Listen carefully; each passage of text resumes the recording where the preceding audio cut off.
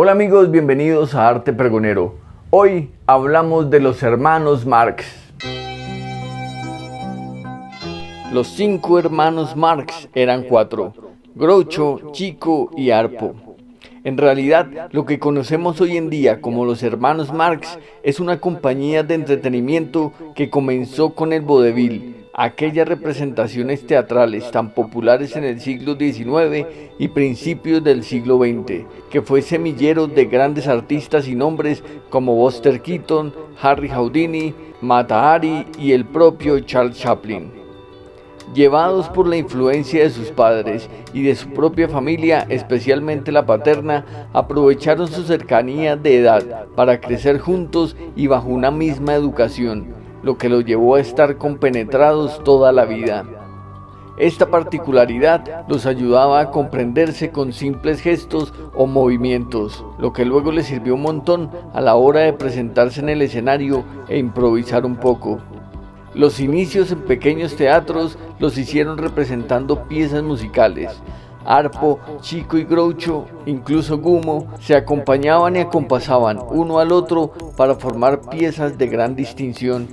Sin embargo, hacía falta algo, un toque especial o mágico, algo que los identificara, y esto comenzó a aparecer de a poco a modo de comedia, especialmente en diálogos improvisados, ilógicos o incluso incoherentes. Tras la Primera Guerra Mundial, Gumo desaparecería de la escena y sería reemplazado con Seppo, el hermano menor que cerraría la base del grupo que se haría legendario. Una de las compañías cómicas más grandes de la historia del cine, por no decir que la más grande. Aquí está toda la historia de los hermanos Marx en orden cronológico según sus películas. Los 4 cocos. La popularidad de los Marx en las tablas se extendió rápidamente. Su show llamaba la atención porque mezclaba canciones alegres y divertidas con unos diálogos desproporcionados y llenos de sátiras sociales. En este sentido, Groucho destacó más que el resto. Su talento para reaccionar a los comentarios era único y llamaba la atención de todos de inmediato. Por el contrario, la voz de Harpo se fue apagando hasta desaparecer, siendo reemplazado por una mímica excelente. Chico sería aquel inmigrante oportunista, capaz tanto de embaucar como de ser embaucado. Y Seppo sería aquel joven soñador, tan galante como discreto. Personajes definidos, funciones definidas, en una máquina que se moldeaba a los deseos de Minnie, la madre de todos y representante que ya conseguía mejores contratos. Para 1925, la compañía llegó a Broadway y conquistó corazones, taquillas y críticas.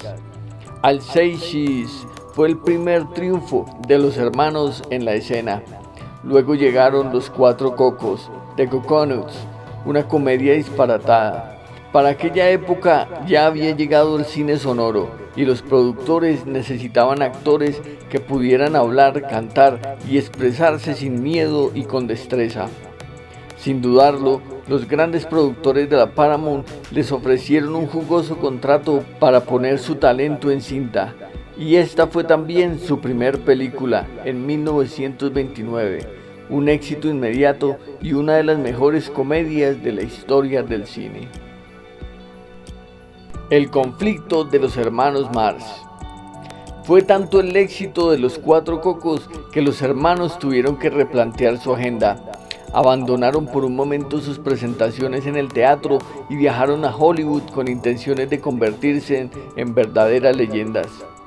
En 1930, tan solo un año después del primer éxito, presentaron su segunda película, de nuevo una adaptación de sus presentaciones en Broadway, llamada El conflicto de los hermanos Marx, o en inglés, Animal Crackers. Una pequeña muestra de esa obra de teatro que presentaron con tanto éxito. Aunque la película también fue un éxito, representó un reto para muchas personas, aparte de los hermanos, claro, porque tuvieron que rodar varias escenas con varias cámaras al tiempo, una cosa casi improbable en esa época debido al costo y a la dimensión de los elementos. pero no se querían perder la improvisación, que era lo más valioso del grupo. También se incorporaron escenas musicales, como la célebre interpretación de Chico al piano y esa extraña incursión del mimo Harpo, ahora transfigurado en medio de las cuerdas de su arpa. No dejaba de ser un producto brusco, sin sentido, sin hilo narrativo. El lenguaje del cine no era igual al del vodevil, necesitaba una estructura mejor pensada, necesitaba mayor trabajo en guión y preparación, y a eso se dedicaron, a entender mejor el lenguaje para poder explotarlo luego en 1000 pedazos. Pistoleros de agua dulce. En 1931, la carrera de los hermanos Marx en Hollywood ya estaba disparada. Habían conquistado la joven audiencia sonora que apenas se acostumbraba a las voces de sus estrellas. Los chistes eran ágiles, divertidos, sarcásticos, punzantes y no dejaban caer el ritmo de la película. Esta fue la primera película de los hermanos pensada como película. Ya no tenían material base y se nota en cuanto a la búsqueda de una historia, de un hilo que tuviera principio y fin, un clímax al final y alguna conclusión que llevarse a casa. El trabajo de creación de los hermanos junto a los guionistas Perelman y Will Johnston dio frutos. La improvisación ya no era tan lejana, tan suelta como antes, sino que ahora ya hacía parte de un todo. Monkey Business resultó ser una de las comedias del año. Llenó las salas, se llevó los aplausos y catapultó a los hermanos como estrellas indispensables. Todo ocurre al interior de un barco, una aventura dentro de otra aventura, mafias que danzan con polizones y cómicos que se burlan de las tragedias. Por fin, el esfuerzo estaba dando frutos y los retos eran continuar con el ritmo para no dejar descansar al espectador, entretenerlo hasta que bajara el telón y volviera por otra función. Plumas de caballo. El público llenaba las salas y ellos correspondían con una gran obra que no decepcionaba y al contrario aficionaba más a la masa. En 1932 se presentó Horse Feathers, Plumas de caballo. Las personas los amaban porque reían con ellos, por ser unos seres normales y populares, metidos en los mismos problemas del hombre común. Aquí dos temas principales, el poderío de las mafias y el fútbol americano que se convertía junto al béisbol en el deporte estrella de la nación. Tropiezos, malos entendidos, comentarios ácidos, groseros e impertinentes. Un Groucho en todo su esplendor, caminando como ganso y moviendo sus cejas seductoras. Un Chico avispado, tramador, insólito. Un Harpo ágil, escurridizo, lleno de gracia y de doble moral. Y Zeppo en su eterno papel de enamorado sin remedio. Por supuesto, hay un vencedor y un derrotado. Por supuesto, hay improvisación, pero esta vez pausada, contenida y apropiada. Por supuesto, hay piano y arpa con interpretaciones magníficas. Esta película sería el final de un ciclo, de un nuevo círculo que ya se había exprimido y que dejaba pocas gotas. Paramount no dejaba de estar inconforme por la poca autoridad que tenía sobre el guión y sobre los escenarios. Querían más control. Los hermanos no querían eso, a cambio querían más dinero. Nadie quería ceder. Y eso haría que pronto los planes cambiaran. Sopa de ganso. Las partes llegaron a un acuerdo y para el año 1933 se estrenaba Duck Soup o Sopa de ganso en nuestro idioma. Una de las mejores películas de la década, de la comedia, del blanco y negro y de la historia del cine. Dirigida por Leo McCarey, esta es una de las sátiras más grandes al poder, a la opresión y a aquellos partidos de extrema que estaban saliendo por todas partes y que amenazaban con volver del mundo los añicos que luego fue.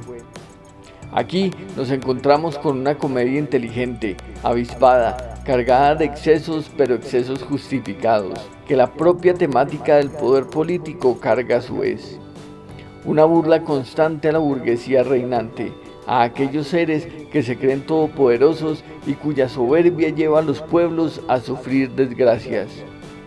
Maravillosas actuaciones, incluida la de Margaret Dumont, a la que los propios hermanos consideraban como de la familia y, como si fuera poco, una de las escenas míticas del cine, con ese reflejo acrobático entre Harpo y Groucho en un espejo inexistente.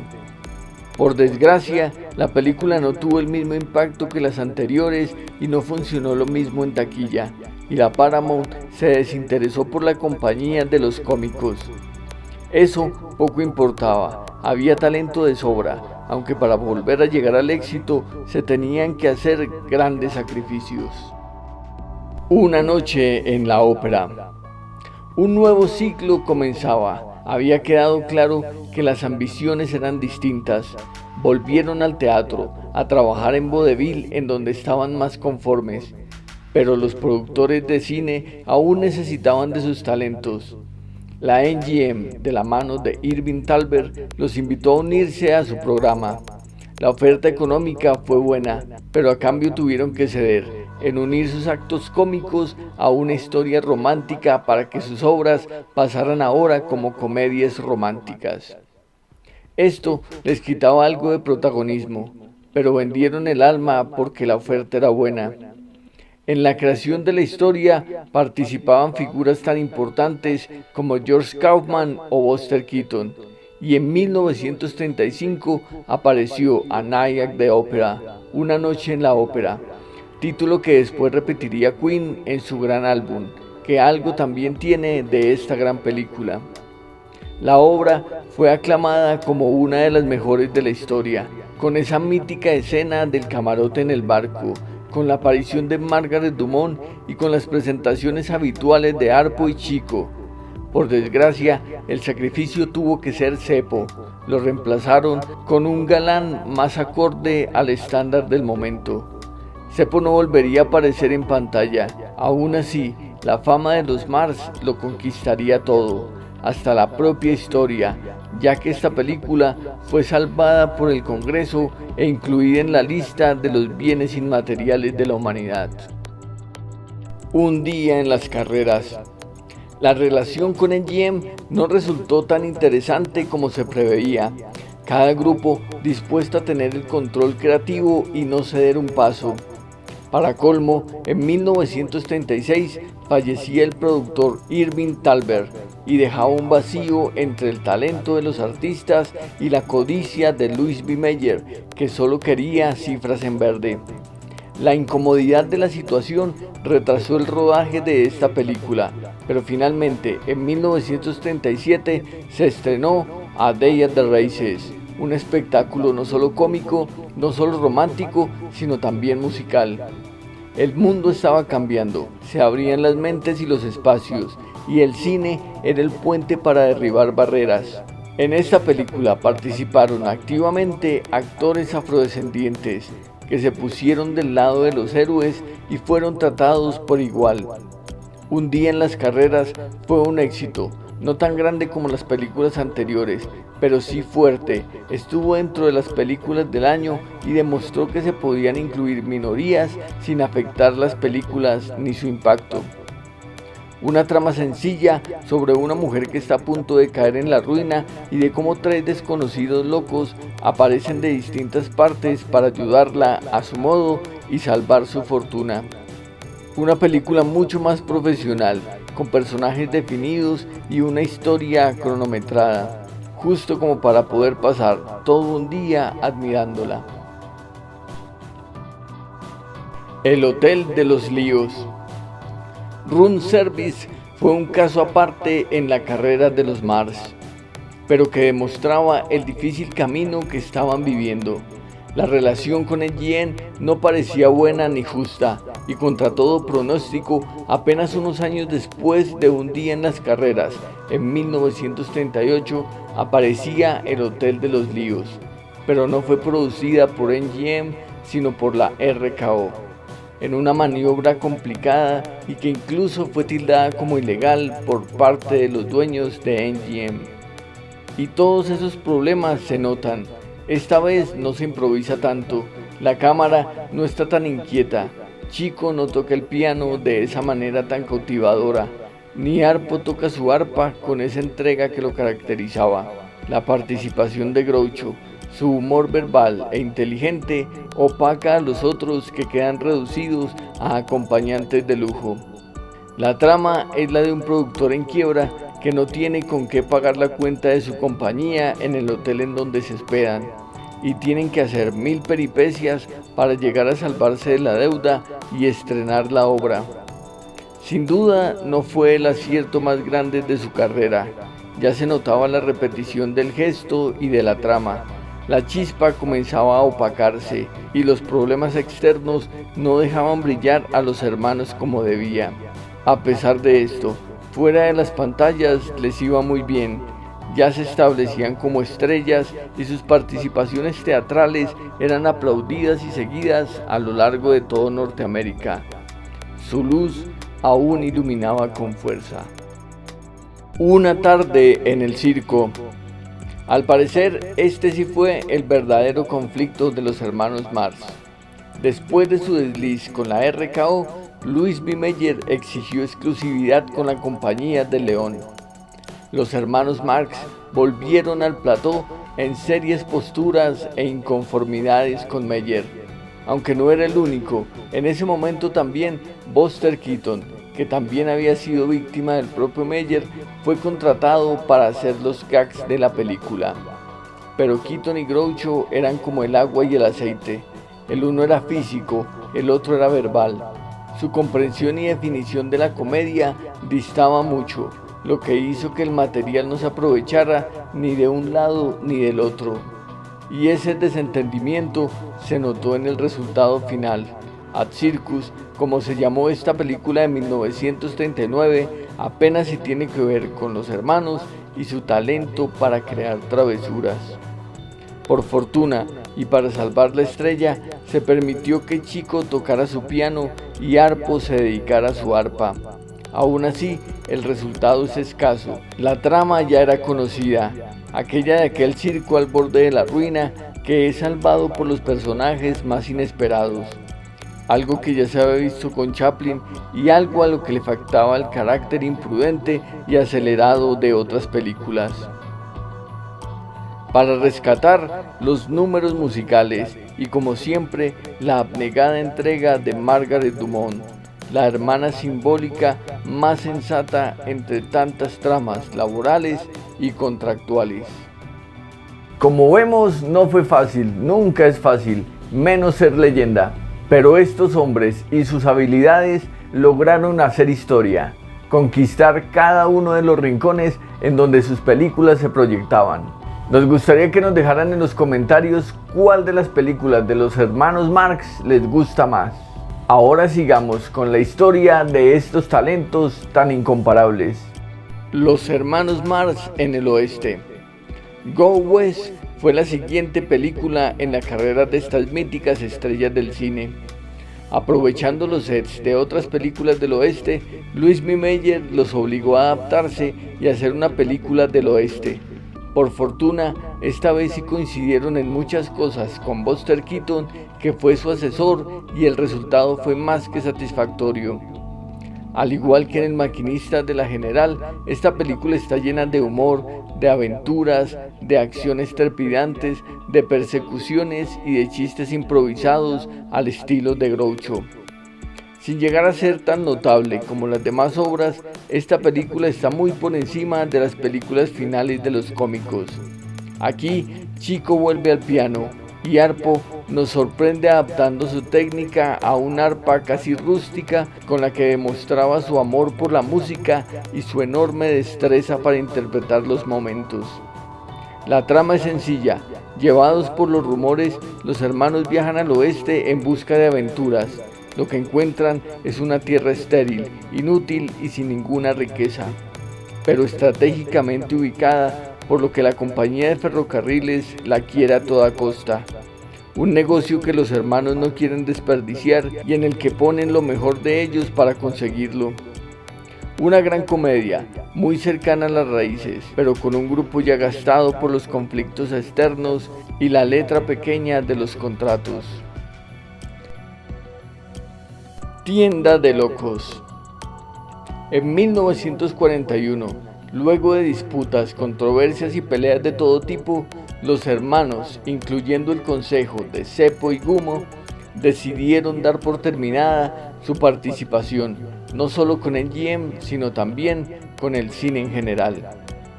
Ya habían tenido mucho éxito, ya habían logrado lo que pocos y ya habían recogido dinero suficiente para el resto de sus vidas. Así que decidieron dar por concluida su intervención como estrellas. The Big Store, o Tienda de Locos, se promocionó como la última película de los hermanos Marx. Aún así, a pesar de la noticia, las personas estaban en otra cosa. La guerra se hacía presente en cada rincón y no había tiempo para prestar atención a un grupo de comediantes. La película no tuvo un gran éxito en taquilla, tampoco tuvo una gran crítica. Aún así, podemos encontrar escenas hilarantes protagonizadas por Groucho, un doble de piano con Chico y Harpo y sobre todo una onírica escena musical con Harpo caracterizado de Mozart y siendo acompañado por sus reflejos polimusicales. Una película ligera que les valió como despedida y excusa para dedicarse a cosas más nobles como el teatro, la radio o la recaudación de bonos para el ejército, que buen guerrero ya participaba en la batalla.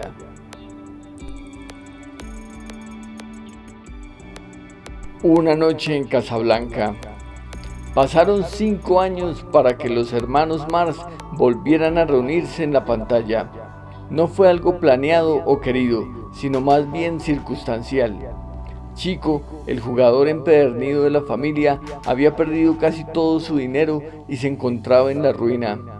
Para salvarlo, los hermanos decidieron reunirse y participar de esta película. A Night in Casablanca, como es de suponerse, es una parodia a la película de Michael Curtiz protagonizada por Humphrey Bogart y la bella Ingrid Bergman.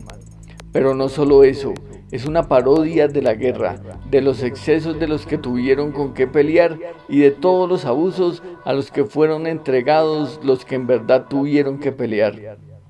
Por desgracia, se nota el compromiso económico por encima de lo creativo, una historia apenas que fue adaptada para ellos y aunque cumplieron con lo pactado, deja el sabor de poco, salvo esas maravillosas intervenciones de Chico en el piano y Harpo en su arpa.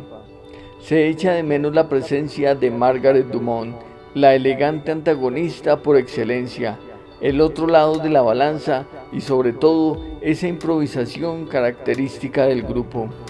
De esa misma forma fue aceptada por el público, que la encontró pobre, austera, incluso tibia. Finalmente la recaudación no alcanzó para solucionar los problemas de Chico y eso los obligó a dar un último paso, algún golpe de suerte que le sonriera al apostador. Amor en conserva. Después del adiós, cada uno de los hermanos buscó un entretenimiento propio. Groucho triunfó y triunfaría en ese nuevo invento televisivo con un programa llamado Apueste su vida. Un concurso que tuvo éxito y emisión en directo hasta 1960. Chico se dedicó a las apuestas y a perderlo todo, y Harpo a su familia y a trabajar en proyectos de televisión y de teatro. Desarrolló un guión que pensaba protagonizar en solitario, pero al ver la brutal crisis de su hermano Chico, decidió compartir su papel, aunque claro, si invitaban a 2, tenían que invitar a 3. Aunque eso sí, la intervención de Groucho en esta película es casi anecdótica. Solo aparecen un par de escenas, aunque tuvo la enorme fortuna de, literalmente, ser el primero en darle la mano de bienvenida al cine a esa mujer que se convertiría en leyenda, Marilyn Monroe, que haría su debut en esta Lot Happy en 1950. La película, que también fue producida por otra estrella legendaria como Mary Pickford, terminó siendo más romántica que cómica, sin la chispa, la creatividad o el desfogue que había hecho célebres a los hermanos Marx. Aún así, es una película entretenida y decente, que cerró uno de los capítulos más importantes de la historia del cine. Un capítulo que se abre de tanto en tanto y que maravilla y entusiasma a cualquier generación en cualquier parte del mundo. De aquí en adelante, los hermanos Marx no volvieron a trabajar juntos en la misma escena, apenas homenajes o casualidades que sirvieron de excusa para rendirse a su talento.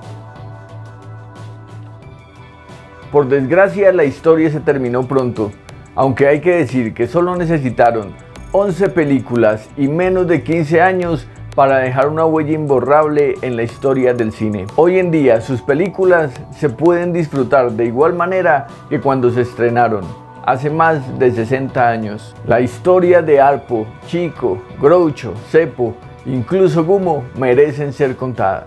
Gracias por ver el video, por darle me gusta, por suscribirse, por comentar y nos vemos en el próximo video. Comente, comparta y suscríbase.